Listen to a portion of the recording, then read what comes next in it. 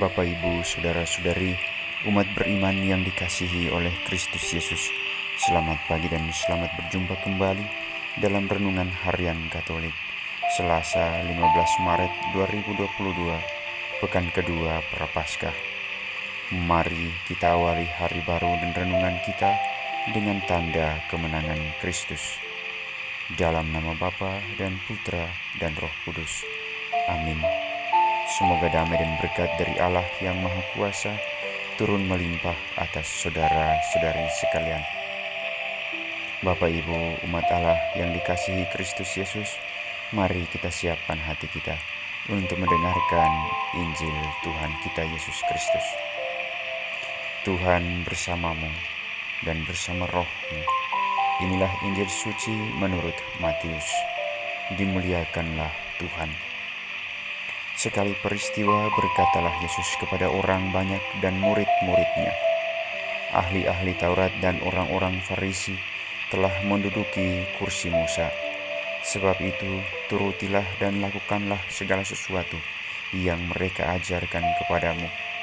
Tetapi janganlah kamu turuti perbuatan mereka, karena mereka mengajarkan tetapi tidak melakukannya. Mereka mengikat beban berat lalu meletakkannya di atas bahu orang, tetapi mereka sendiri tidak mau menyentuhnya. Semua pekerjaan yang mereka lakukan hanya dimaksud supaya dilihat orang. Mereka memakai tali sembahyang yang lebar dan jumbai yang panjang. Mereka suka duduk di tempat terhormat dalam perjamuan dan di tempat terdepan di rumah ibadat. Mereka suka menerima penghormatan di pasar dan suka dipanggil Rabi. Tetapi kamu, janganlah suka disebut Rabi, karena hanya satulah Rabimu, dan kamu semua adalah saudara. Dan janganlah kamu menyebut siapapun bapa di bumi ini, karena hanya satulah Bapamu, yaitu Dia yang di surga. Janganlah pula kamu disebut pemimpin, karena hanya satu pemimpinmu, yaitu Kristus. Siapapun yang terbesar di antara kamu, hendaklah ia menjadi pelayanmu. Barang siapa meninggikan diri akan direndahkan, dan barang siapa merendahkan diri akan ditinggikan. Demikianlah sabda Tuhan. Terpujilah Kristus. Bapak, Ibu, Saudara-saudari umat beriman yang dikasihi oleh Kristus Yesus, melalui bacaan-bacaan liturgi Gereja Katolik pada hari ini, kita sebagai murid-murid Kristus, kita diajak untuk memberikan teladan yang baik, teladan iman di dalam keseharian hidup kita.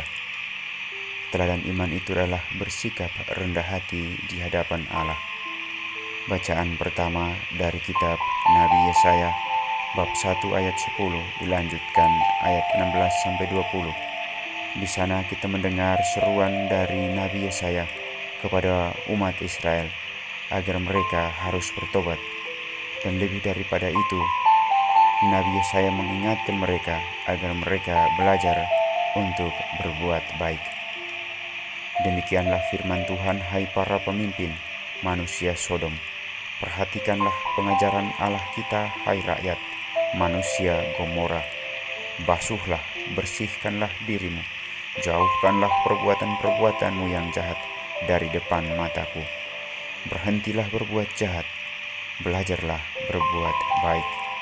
Demikianlah seruan yang tegas dari Nabi Yesaya, agar kita sebagai pengikut Kristus berhenti berbuat jahat dan belajar untuk berbuat baik, belajar untuk bertobat. Sementara dari bacaan Injil yang diambil dari Injil Matius bab 23 ayat 1-12, kita mendengar seruan yang cukup bagus, peringatan dari Yesus kepada kita sebagai murid-muridnya, agar kita melakukan apa yang sesungguhnya keluar dari hati kita. Kita tidak perlu munafik seperti para ahli Taurat dan orang-orang Farisi.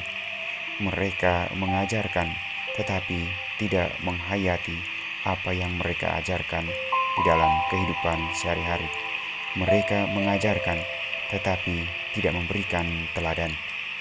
Maka Bapak, Ibu, umat Allah yang dikasihi oleh Kristus Yesus, Marilah dalam kehidupan kita sehari-hari sebagai murid-murid Kristus, kita jangan jatuh ke dalam dosa kemunafikan, melainkan apa yang kita ajarkan, apa yang kita hayati, itulah yang kita lakukan di dalam kehidupan kita sehari-hari, memberikan teladan kehidupan iman di dalam relasi kehidupan komunitas, keluarga, masyarakat, dan gereja.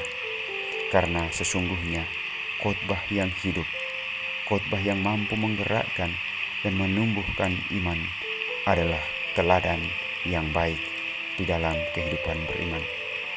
Bapak, Ibu, Saudara yang terkasih, marilah kita tunjukkan teladan hidup iman akan Kristus, iman Katolik yang baik di dalam kehidupan kita sehari-hari.